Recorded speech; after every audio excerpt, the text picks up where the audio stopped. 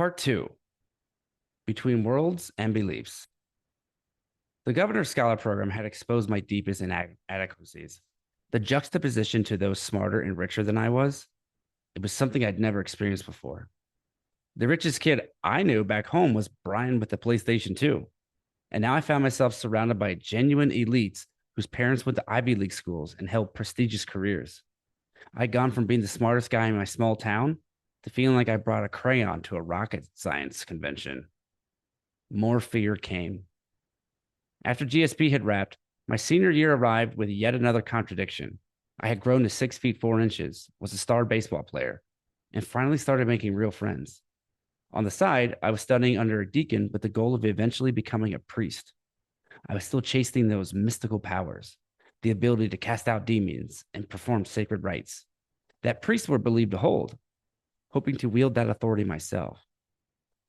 But I eventually abandoned the path because I once realized my calling was less celibacy and more definitely not celibacy. That's in large part because I had suddenly started to have an interest in multiple girls in school.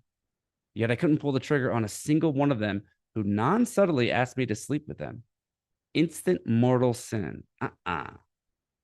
So again, I was found deeply conflicted and fearful, and yet my sexual restraint only amplified everyone's desire. Nothing makes for something more attractive than declaring it off limits. But I internally was fundamentally a human volcano of repressed desire, and everyone could feel the rumbling. College only made things more complicated. I found myself at a small Methodist college in a town with 800 residents, give or take a few hundred cows who were definitely the most popular locals. I was still confused about choosing a major with no clue what I wanted to do with my life. I collected majors like Pokemon cards, mathematics for its beauty, writing because words flowed naturally from me, business because 3 degrees sounded better than admitting I had no idea what the hell I was doing. My first girlfriend was campus royalty, confident and determined, while I clung to my virginal fortress. One afternoon, while I was intoxicated and unable to consent, she took control and placed me inside her. I immediately pushed her away, overwhelmed with shock and anger, and declared, I can't believe I was raped for my first time.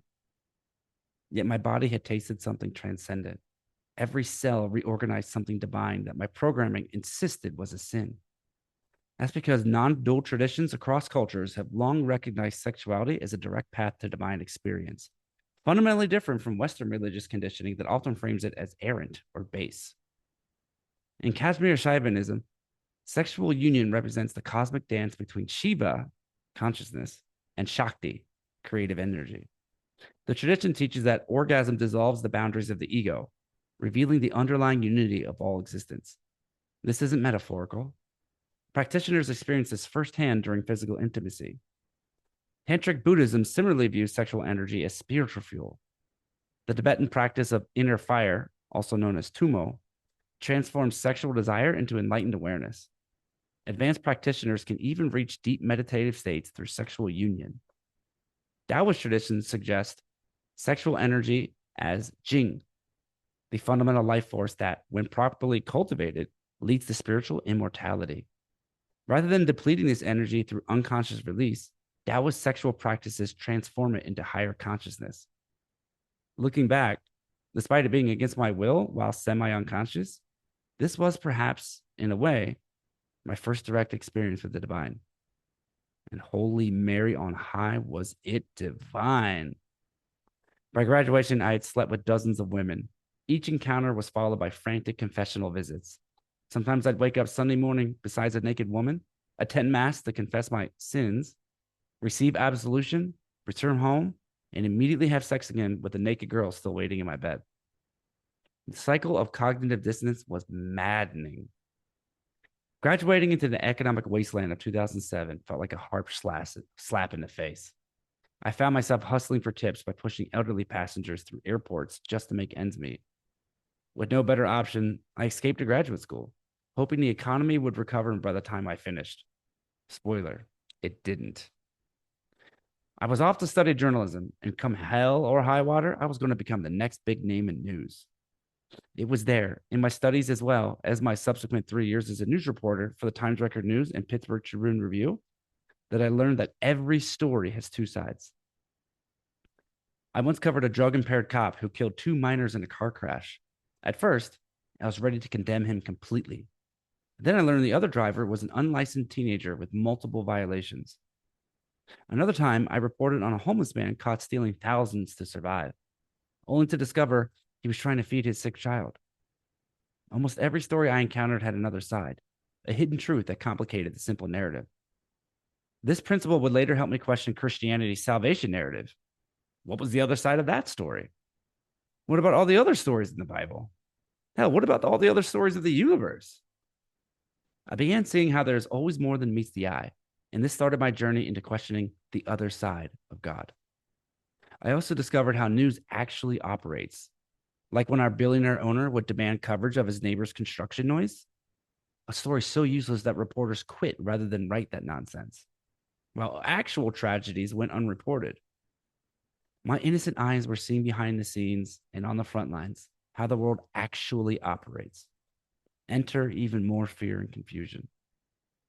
Of all the traumatic scenes I covered, two stories on back to back days shattered whatever remained of my spiritual foundation. First, a father who hanged his 2-year-old son rather than surrender him in a custody battle, choosing murder over separation in some twisted logic of possession.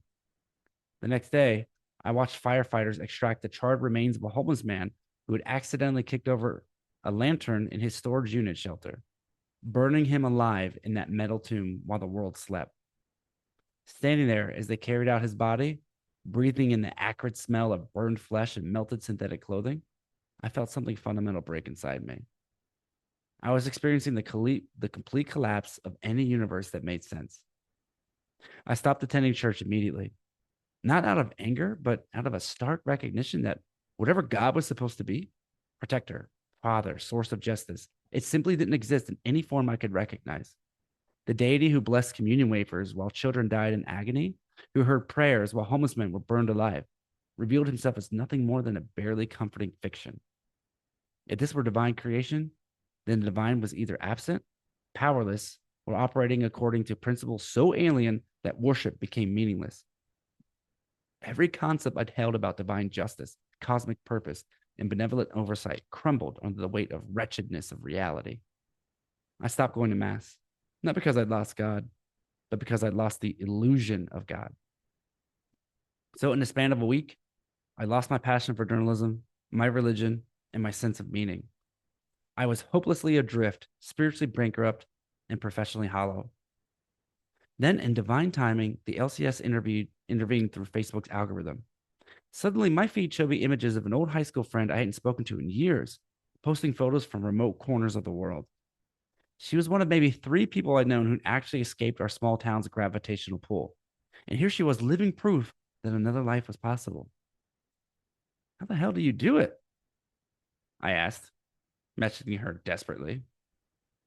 I took a job teaching English in Korea and now travel the world for a few months a year between gigs, she replied. Just like that, a new obsession was born. Now I wanted to travel, to run towards something instead of away from everything. A pattern was starting to emerge. First, I was a child drastically different from my peers, questioning existence while others played with toys. Then I became the first in my family to attend college. Next, I embarked on a solo journey across America, reporting the news. Now, I yearn to wander the globe. Each phase pulled me deeper into isolation, yet somehow closer to myself. It was as if some invisible force kept pushing me toward the margins, away from the collective comfort and toward experiences that would systematically dismantle every assumption about how life should unfold. You hear this consistently across awakened or awakening individuals because the soul operates on a fundamentally different frequency than societal programming. It's not psychological dysfunction, it's spiritual sensitivity. Your soul contract is playing out, with the LCS course correcting you at any time you wander off from your destiny. Most people unconsciously accept the collective trance of work, consume, reproduce, retire, and die. But most, if not all, old souls, those are the souls who've played the game of life many times, arrive with an innate recognition, a seed, if you will, that this isn't the whole story. They sense something deeper pulsing beneath surface reality, which makes conventional life feel hollow and really, really strange. Every master I've met says the same thing. Since childhood, they felt out of place, almost like they were a different species. While other kids easily accepted society's rules, these masters saw through it and knew it was shallow. They didn't learn to question, it was natural to them. It's like they carried a memory from before this life, a knowing that ordinary life was missing the real truth and nothing could make them forget it. One of the most famous modern day enlightened teachers, Eckhart Tolle, for instance, described feeling fundamentally alienated from ordinary consciousness even as a child, as if he were observing human society from the outside.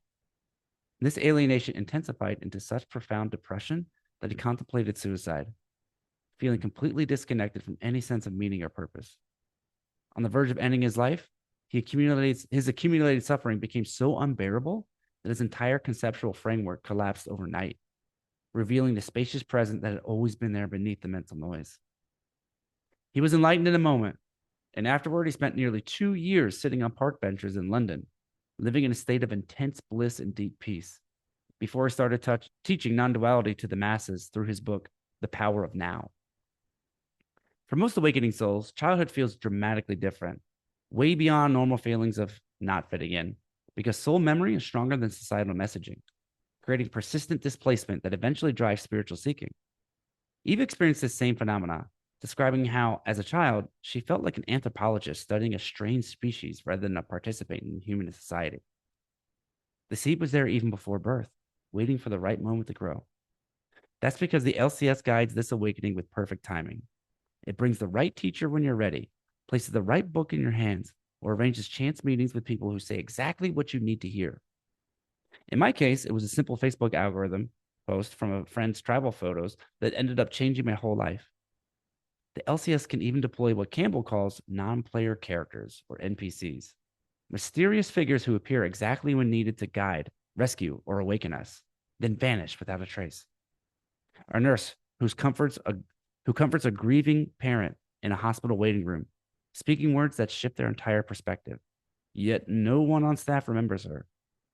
A weathered old man who warns a traveler to avoid a certain road minutes before a deadly accident blocks it. A woman on a train who hands a stranger a book that changes the course of their life, then disappears at the next stop, her seat inexplicably empty. These aren't hallucinations. They're consciousness itself temporarily taking human form to ensure we stay on our evolutionary path. The LCS will materialize whatever avatar is needed to keep us moving toward awakening, whether we recognize the intervention or not. So if you, dear reader, have felt this displacement, had a similar childhood, had an inexplicable experience with an NPC, or are just now starting to connect a few dots after reading this, you're in good company and ripe for awakening. For me, the LCS had laid all necessary breadcrumbs that I needed.